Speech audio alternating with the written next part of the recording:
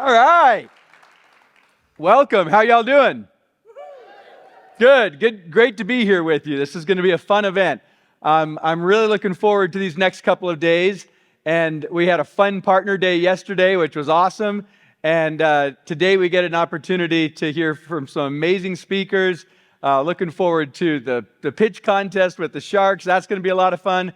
And of course, really excited about what we're going to share with you about the product. I'm going to share with you a few things that are a little different than what I had planned for my keynote about a month ago, for obvious reasons. I think it makes the most sense for us to kick off this conference and for me to share with you a little bit about why we decided to come together with Thryv, and then for you to get a chance to meet the CEO and the president of Thryv, as well as Scott. So I'll bring them up here in just a minute. But let me start off by just saying I am really, really excited about the future of what we can do with automation for small businesses. We are in the very early stages of small businesses automating. I want you to stop and think about this for a moment. Think about the difference between a service business and a manufacturing business, a business that produces widgets of some sort. And I want you to think about the machinery and the operation and the automation that goes into producing the things. And then I want you to think about service businesses and contrast the difference between what happens in the amount of manual work, labor, repetitive actions that go on in a service business versus the way it is in a manufacturing business. And my question is, does it need to be so different? And I submit to you that as automation begins to really take hold in small businesses, we can automate the heck out of our businesses and create much more time, much more profit, much more freedom than we've been doing in the past. And so this conference is about reimagining your business with more automation, putting more automation into place so that you can get the growth, the profit, the freedom that you want in your business. So I'm excited to talk about that over the next couple of days, and I'm excited for you to dig in deeper on that. Let me start by saying that when we started to go through a process of finding a new partner, a new investor, a new way for the company going forward, that was the beginning of this year. And I'm going to share with you something that most of you know. When I got the reins back a few years ago, we were dealing with a situation where I needed to get our investors an exit and enable them to move forward. And what happens when you're in that situation is things are very short-term in terms of the thinking. And that's a hard way to operate a business. We've always had a long-term vision, a long-term objective and a goal. You know the purpose, values, mission that's so dear to us. And so it was difficult for this last season to be operating in that way. And at the beginning of this year, we said, okay, it's time for us to ensure that there is a change, that we can move forward in a new way. And we set out to go find a new investor to make that possible. And as we went through the process, and you go through an exhaustive process, you hire investment bankers and they take you through all kinds of different scenarios of buyers and investors and different ways that you can give your existing investors, your venture capitalists, a way to move on and let the company move forward in a new way. So as we went through that process, there started to emerge an opportunity to join forces with a company that has a long-term vision about small business success. And that opportunity started to become more clear. It started to get more exciting. We started to see that what initially looked like, oh wait, well I think we want an investor to go forward. We started to see that there was a company that thought very much like we do, that was already a public company and that had a very big footprint out in the market with 300,000 customers compared to our 20,000 customers, with 3,000 employees, with an opportunity in front of them that they were going after, and it started to make a lot of sense for us to join forces with them. So as you know, a couple of weeks ago, we announced the merger with Thryv, where we are coming together with them, and I want to share with you a few of the reasons why we're doing this, and then I'm going to ask Joe and Grant and Scott to come join me on stage. Number one, the rationale for this is they are very good at the top of funnel in generating leads, and we are very good at converting leads and going through the rest of the process. Many of you know that lead generation is kind of a weakness for Keap. That's not something we've done well. Hey, once you've got a list, we can do all kinds of amazing things, but what about getting more leads, generating more leads at the top of the funnel? Thryv's very good at that. Number two, they have a very big direct sales force. They have 300,000 small businesses that need automation, and they have about 600 salespeople who are out taking products and services out to those 300,000 small businesses. Well, that's a pretty amazing opportunity for us to get automation out into the hands of many, many more customers. So that's the second reason. The third reason is, while we have a big partner community and we love to get together and do events like this, that's not something that they've done in the past, of kind of doing that partner community, bringing community together. And so we recognized there was an opportunity to do that in a much bigger way. Some of you know that we used to do events in a really big way, and then leadership and some short-term thinking caused us to not do that.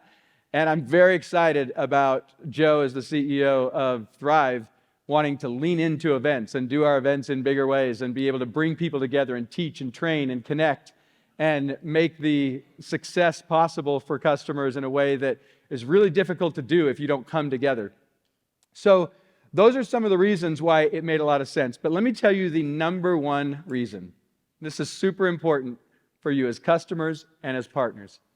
The number one reason is that they see our product and say, hey, we want that. We want our customers to have this product. We want our partners to have this product. And that's important, because sometimes when you go through these processes and you kind of turn the page to the next chapter of a company's life, the acquiring company might say, oh, well, we don't want that product, or we're not going to do this, and we'll just move the customers over to this other thing. And that is not the intent. And so you need to understand that that was a really big factor for me and Scott, for the product to be able to serve our customers and our partners, and for our employees who have built this to be able to keep building the product. And they have an appetite to invest in it, to invest in our product, invest in our partner community. So those are the reasons why we did this deal. Now let me tell you one last thing, and you're going to get a sense for this.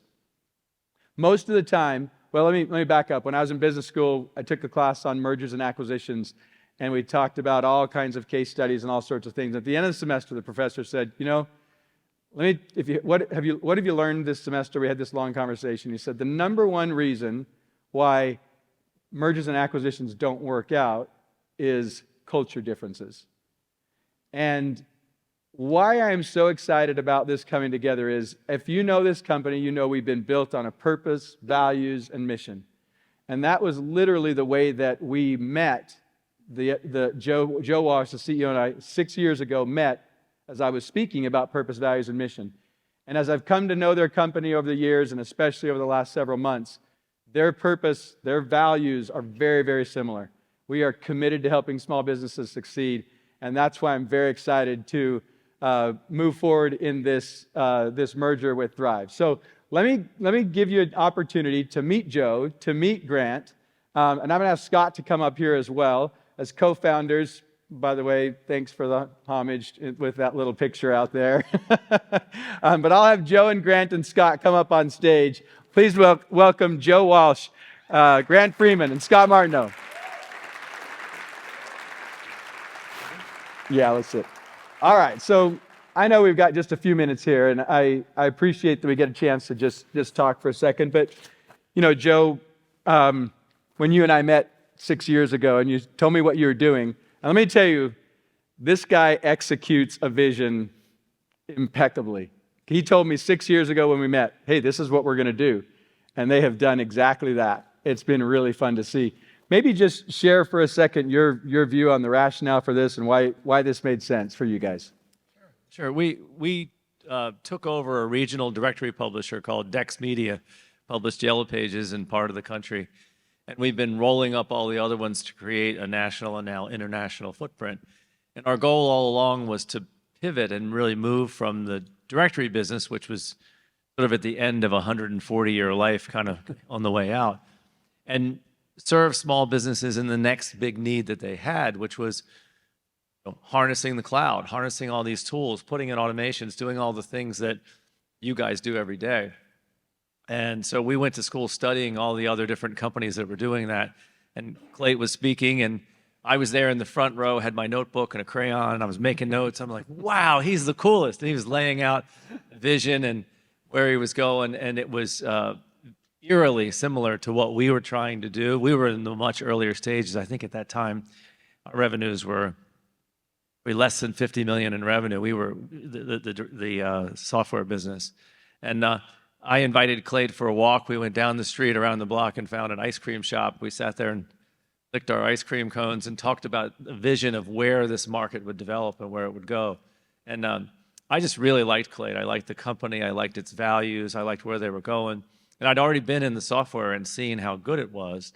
And so we remained in touch over the last bunch of years, trying to figure out a way we might be able to work together, whether it was maybe on a product or on something. And then this opportunity over the last few years sort of developed. And I couldn't be happier about, adding Keap's automations, adding the power of this software to our already pretty big suite of software. Importantly, adding the partner channel, because as you said, we really were just through a direct channel before. Adding the powerful 100 strong product and engineering team, adding to our 200 product and engineering team, gives us a lot of might there and will speed up our roadmap. So really feel good about the transaction and really great about these guys, actually. Okay, thanks, Joe. Grant, Joe, you kind of oversee as CEO working on the business, and Grant's the president of the company working in the business. And Grant, maybe from your perspective, just little thoughts about how you see the power of these companies coming together. First of all, good morning, everybody. Nice to meet everybody, at least from up here. Look forward to meeting a lot more of you today, shaking hands and hearing all of your fabulous stories, both partners and business owners. Really going to be accessible all day, so please grab me to say hello. The one word would be excitement. Super excited, man. I mean, the products, when you look at these two products, they come together so beautifully. There's almost no overlap. So now we're talking about offering small businesses a true 360-degree marketing solution to help them grow their business. I think if you were going to ask me what we're going to be able to do most, we're going to enable far more small businesses than we would have been able to do alone, now that we're together, to grow their business, to achieve their hopes, their goals, their dreams, the aspirations that they had when they first went into business. So to me, that really excites me. It's how the products fit together. And then the people. I got to come here last week. I was in Chandler in the Keap office, met so many fabulously dedicated employees, people that were as maniacal about the survival and about helping small businesses thrive, not only now, but for the future. Just for everybody out there, know this: we all care deeply and respect the heck out of small business owners. And we're going to continue on our mission to ensure that across the globe, not just across the country, across the entire globe, we enable them to do what they wanted to do when they got into business in the first place. Awesome, Grant. So, Joe, maybe take just a second and talk about the scale of the company now as we come together, and where where we are as we transition the revenue to being a pure software company. Because as we've talked about, you've got HubSpot that's kind of up here, and ClickFunnels and Go High Level is down there, and there's this opportunity right in the middle for Thryv to be the leader in small business software. Talk about where we are now and where we're going. Yeah, so Thryv is a public company. It's a NASDAQ-listed stock. You can look up the ticker symbol, THRY, I think it is. You'll see us there. And so we're already public. We already have access to that capital. We're not like leading up to a public offering or trying to sell ourselves or anything like that. Our capital and our time horizon are thinking about the market opportunity over the next 15 years or so. We believe that we're really in the decade of small business SaaS, that this is really unfolding, and that it will actually accelerate over the next few years as the silver tsunami of baby boomers that own most of the small businesses today beginning to hand the reins to the next generation. And 2,000 a day turn 65, and they're having to think about transitioning and bring a 41-year-old into the decision-making position who won't necessarily want the spreadsheets and the email and the dry erase boards and the forms. They're going to want more technology. So I think we're in a market explosion over the next few years. I think when we look at between now and the end of the decade, I think the ramp of adoption is going to go straight up. It's going to be huge. In terms of the market, as we see it, obviously you have your Oracles and your Salesforces up there that are dealing with enterprise. We're a Salesforce customer. Right beneath Salesforce, you have HubSpot, who's going really hard at Salesforce's customer base. And just a few years ago, sales or HubSpot's average revenue per customer was, $10,000. Now it's 13.5 and climbing fast. Their ideal client is a 2,000 employee business. We're a HubSpot customer. To adapt that and use it for a 20 employee business, it's expensive. It's a lot. It's a lot of power that maybe they don't really need. So we see a spot in the market. Picture the Tour de France. You know how they get in there and they draft, they get behind. We see an opportunity as HubSpot moves further and further up market.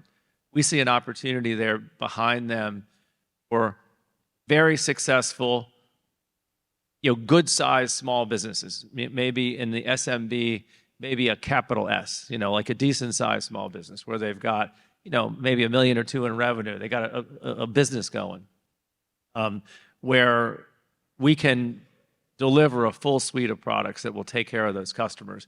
And we respect and we think there's a great place in the market for some of those other folks that you mentioned, for the solopreneur, the person who's a dreamer, who's just getting started, who has an idea. They need something that they can use. We really are looking for the businesses that are a little bit further along, and we're going to continue to build out our product portfolio, aiming at those 10, 15, 20, 25, 30 employee businesses. Great. Awesome. Well, you all get a chance to meet Joe and Grant. They're going to be here. We were here yesterday listening, talking. We've got other members of the Thryv team that are here. You get a chance to listen and talk with them. I want to give you, Scott, a chance to share a couple things. We've been on a journey for a long time. We've had amazing experiences together. And I know that we're both excited about what this next chapter is. Maybe just share a minute, for a couple minutes, why you're excited about that. Yeah, you bet. Before I do that, though, I just want to make a couple of observations here. So, first of all, I didn't ever think that Clay would meet his match in terms of energy production. But Grant is literally a brother from another mother in terms of that. And you will experience that. If you talk to Grant, you will leave feeling that energy and that excitement. That's really cool to see. And I just want to reiterate, the main point I want to leave you with today is that not only is Grant the brother from another mother, I feel like the mission of Thryv is a mission from another mother, not to overuse the analogy, but we are extremely aligned. And what I am very, very excited and positive about the path that we're taking forward. I'll tell you a couple little data points from my perspective that I think will be important to you. So first of all, so Clayton and I, when we started I guess we're on the family analogy, when we started this little baby so many years ago, we've had a very, very clear mission. And on the wall, it's taken different forms. Sometimes it's very simple. We help small businesses succeed. But really, at the end of the day, we've had a big, hairy, audacious goal to help 1 million small businesses be successful. And in our journey, if you kind of graph the confidence level of us being able to accomplish that, it started out with, before maybe reality hit, we were just like so confident we could accomplish that. For the past few years, I would say my confidence has been waning. We just haven't been able to succeed the way that I think we can and should to be able to serve all of you and the many million and another, to get up to 1 million customers. Anyway, so as part of this process, I got on the call and Joe and I had a really great conversation. And I left that call with a higher level of confidence than I have had in the last 5 years at least, that we could accomplish this mission as a part of Thryv. And it was a really powerful and exciting experience. You can imagine parting with your baby is a very, very challenging thing to think about. So I left with that excitement. And then over the past few weeks, we've had just a lot of data points to see. So the last week, the product teams of Keap and Thryv came together. I guess we're all Thryv teams now, but the former Keap team and the Thryv team. And all I can say is, I guess there's kind of like two main points. One is some of our product team looked kind of like deer in the headlights because they had the question posed to them that they haven't had for a very long time, which is, here is X million dollars we want to invest in product. How do you think we should spend it? And they were like, I don't know how to process that question, because frankly, that has not been the attitude of our board over the past few years. So it's very refreshing. And the second thing was, I watched these product teams with an incredibly high level of trust and respect. It was just like Grant said, there's a little bit of overlap in the product, but it was an exercise of saying, hey, we think the Thryv product is way better at that, and the Thryv team saying we think the Keap product is way better than that. So I feel like these products are coming together in a really great way with a massive high level of trust. So anyway, I am just so thrilled. I probably won't be able to muster the excitement level of Clayton or Grant, but I'm super thrilled. And I want to just end. Is there anything else you Nope. wanted us to say? Nope. Okay, I want to end with, if you'll indulge me, I'm going to use this as kind of a ceremonial inviting of the Thryv leaders into the Keap. We've called this the manifesto, but it's really a representation of the vision that we set out to accomplish. And I think it's already a part of the bloodstream of the Thryv team, but I just want to officially kind of ceremonially pass this off. So indulge me. I'm going to stand up. This is about you. So I hope you'll find yourself in this, and I hope you'll. The takeaway is now you have two great companies coming together to accomplish what we're all about, which is all about you. Okay, so here we go. This is the age of the entrepreneur. Steve Jobs, Elon Musk, and others like them have captured headlines and become household names. It's impossible to miss the impact their creative influence has had on the world as we drive, text, and dream of what's possible in our future. But there is another type of entrepreneur, fueled by the same invisible energy, also blind to the constraints of what's been done before, individually more hidden, but collectively even more powerful, the small business entrepreneur. It all starts with an idea, often a crazy idea, but a crazy idea fueled by a fire and a dream of freedom, a dream of impact. The collective potential impact of successful entrepreneurial dreaming is breathtaking. Just imagine strong families with present parents who have financial freedom and time to create lasting relationships. Strong communities filled with happy customers, innovative workplace environments, which I would add should be filled with automation, and powerful community leaders who know how to solve problems. And imagine strong economies with fulfilling jobs, a confident middle class, and prosperous giving. What's also breathtaking is the resistance entrepreneurs face as they set out to turn their dreams into reality. Some resistance is blatant and cruel, like naysayers, tax codes, and bank account balances. Some resistance blows so hard it takes our breath away, like when we realize how many hats we actually have to wear. And some resistance, perhaps most challenging of all, comes from within as we struggle to believe we actually have what it takes. And all too often, after the tolls have been paid, the flame flickers and dies. And so we ask, why? Or maybe the better question, what? What do entrepreneurs need in order to keep going, to keep serving, to keep growing? We need to believe. We need to believe that we can take another breath, even if we're still reeling from the last gut punch. We need to believe in ourselves, even if our family is scared and unsupportive. We need to believe that what's in the bank account today does not define us. We need to believe that we have a right to be here doing this thing. We have a right to succeed and that the world needs what we have. Believe that we have what it takes to achieve our goals. We will organize a movement to liberate and empower entrepreneurs, to strengthen families, communities, and economies. We'll teach entrepreneurs how to be successful, and we'll commit to their results. We'll provide leading business automation platform that helps them grow sales and save time. We'll help them scale efficiently through easy and powerful automation. We'll attract and support committed partners who love serving entrepreneurs and their teams. We'll create community that keep the Thryv family, so entrepreneurs feel understood, appreciated, and proud. Whether we're shielding a flickering entrepreneurial flame, fanning flames already burning, or pouring fuel on a roaring fire, the impact of our efforts will be significant as those entrepreneurs strengthen their families, communities, and economies. We will liberate and empower 1 million entrepreneurs who will in turn change the world. Are you in? All right. So, thank you. So anyway, I just can't. Yeah, what you do is amazing, and I'm really excited we're going to do that in partnership with Thryv.